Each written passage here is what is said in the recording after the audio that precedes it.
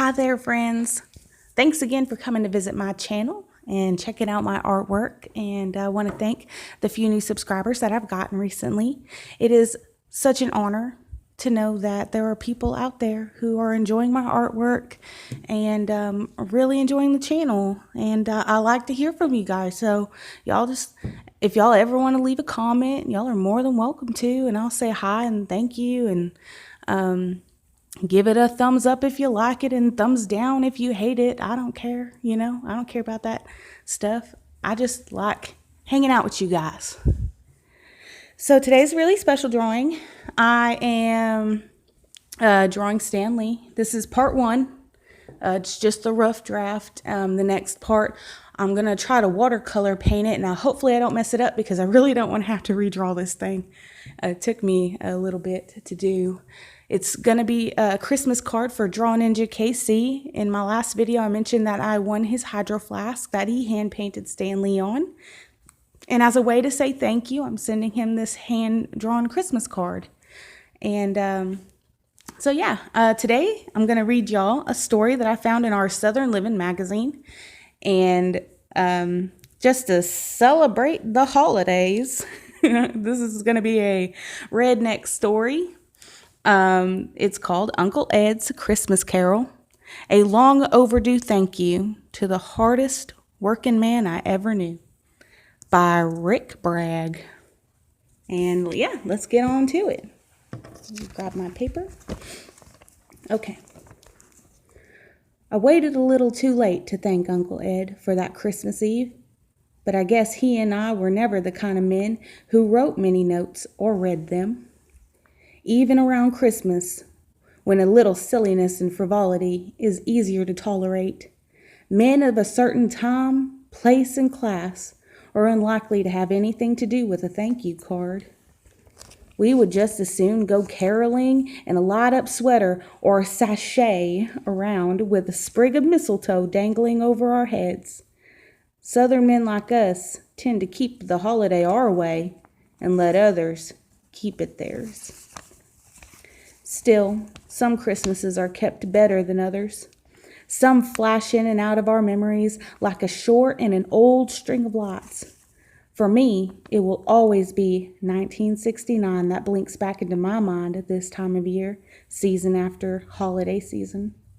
That was when I first read Charles Dickens' A Christmas Carol, and saw it come to life and away in the mist-shrouded mountains of northeastern Alabama.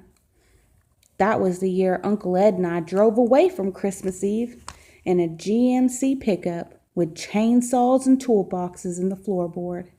And I was so very afraid, the way a little boy gets, that we would miss the celebration altogether. I feared it would pass us by before we rattled back into the driveway. Christmas might be sacred here in these hills. Christmas Eve, though, that was just the day the slackers used to lay out, and that was what had me so worried. Uncle Ed and I never really talked about it, but that holiday was more than just a day to me. It was like Dickens wrote, a kind of antidote to a sometimes bitter life. Even though I might be a little stiff about it, a little restrained in my merriment, I have loved Christmas all my life. Loved to just, well, look on it more than anything. I did not have to celebrate wildly. I simply wanted to watch it being celebrated. And this is how I belonged to it, in it, somehow. A lot of storytellers, especially old newspapermen, are this way.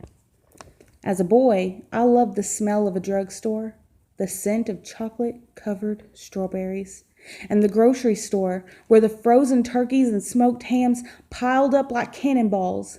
There was and is a beautiful kind of sturdiness to it here, mirroring the people. Even our strings of Christmas lights endured for generations, till the paint had flicked halfway from the thick bulbs. Christmas were real and came from these mountains, usually cedar and hardy pine trees.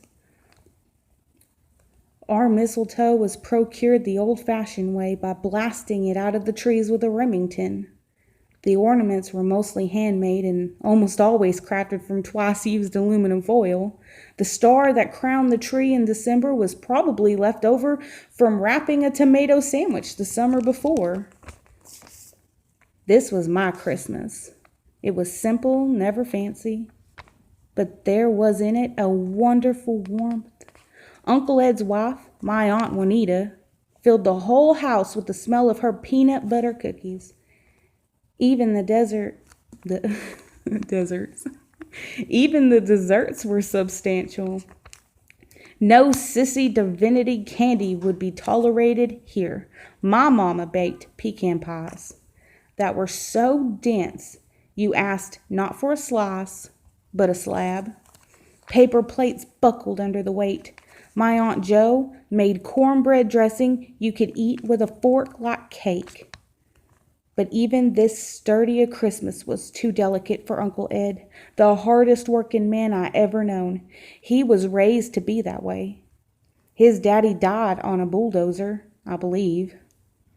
He thought there was just something wrong about taking time off in the middle of the week, time you could have spent running a chainsaw or on the end of a shovel handle or in the seat of your own big yellow bulldozer.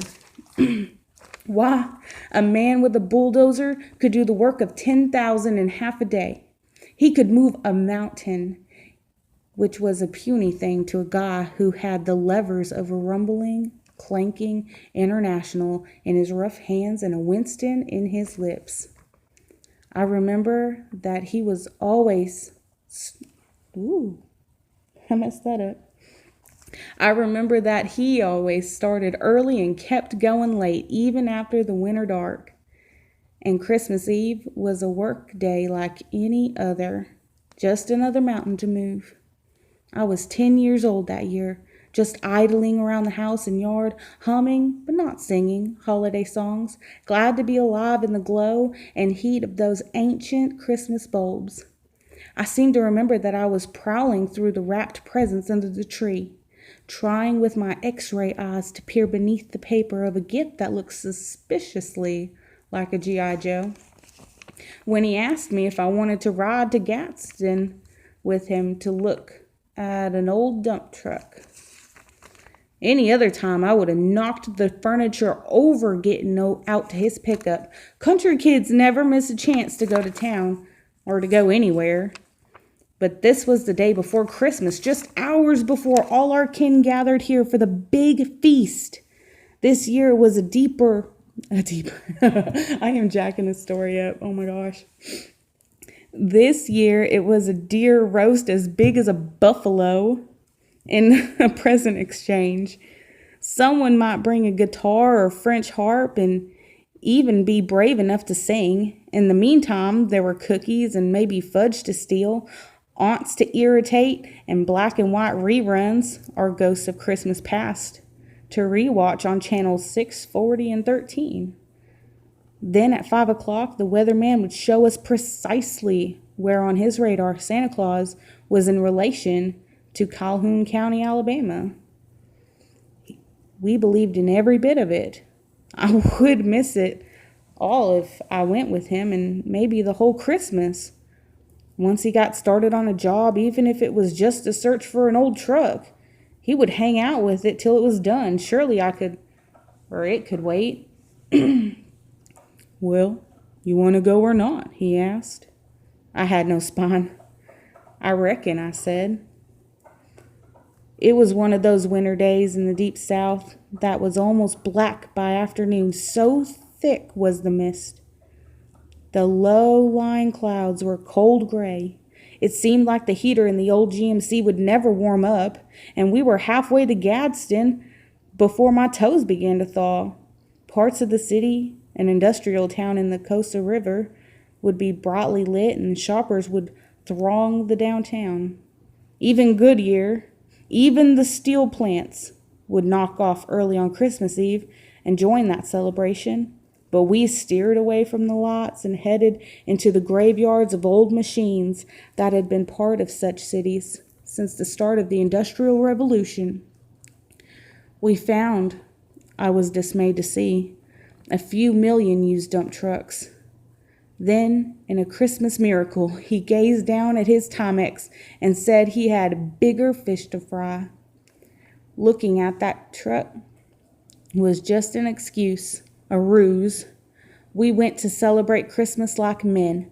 First, we headed to the day-old bread outlet and pretty much filled up the truck with fruitcakes, cinnamon buns, and donuts.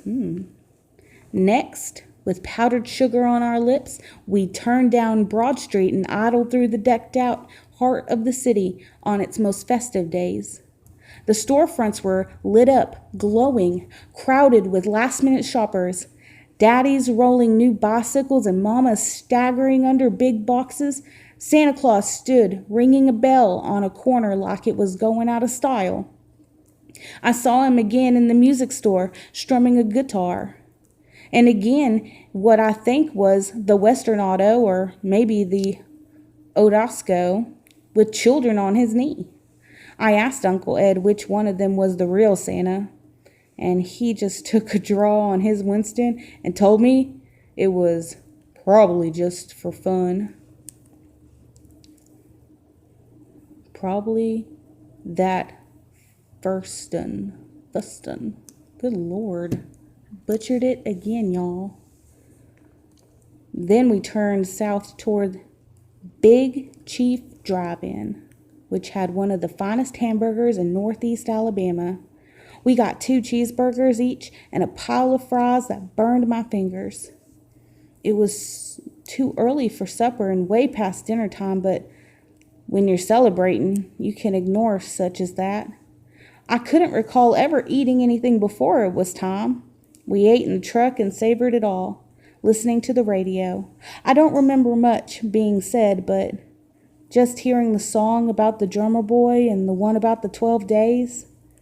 Then he looked at his watch again and said, "The women will be pretty riled up if we don't get home." But we took our time going back too, admiring holiday lights, taking the longest way, and before Christmas Eve had even begun, there was Roy Webb Road. We'd celebrated all up and down Gadsden, Alabama, and the north half of Calhoun County. It was as good a Christmas as I would have for a very long time. I should have told him this when he was alive, but things get awkward the longer you live. So, even though it's too late now, I want to thank him for it, for letting me come along. And it was always said of him that he knew how to keep Christmas well. Some may hear those words of Dickens and think of fine literature, but I see Uncle Ed in the glow of an AM radio, smelling French fries and Winstons, and hear the tick of an old Timex that in the most beautiful way didn't mean a thing that day. The end. Well, proud of myself. I only messed up a few times. That is such a heartwarming little story. Like, how freaking cute. Like, he was all super scared that he was going to miss Christmas because he was going to have to go ride with his uncle to go see some old beat up trucks. And then boom, next thing you know, they're having a dang good time driving all around town, eating good food and checking out shoppers and having fun. So much fun that he almost didn't even want to go home. They just took their time getting home. Like, how sweet. Sometimes it's like the little things in life that, like, they don't mean much at the time, but later when you're older, you just kind of sit back and dwell on it, and you're just like, man, you know, that was a good time, you know, and then you just get all nostalgic. Anyway, I hope that y'all enjoyed that story, because I did. I thought it was really cute, and I hope that y'all enjoyed watching me doodle up Stan Lee. And I think looking at the picture, you know, I think I made his head a little too round. I think it's a little more oblong shaped, but honestly, like, I'm still pretty proud of it. I'm still impressed with it. Not bad for freehanding, right? It's going to be interesting to paint and do a little close-up here so y'all can all see it. All right. Well, thanks again for stopping by, and I can't wait to see y'all in my next video. And I'll catch you later, guys. Bye.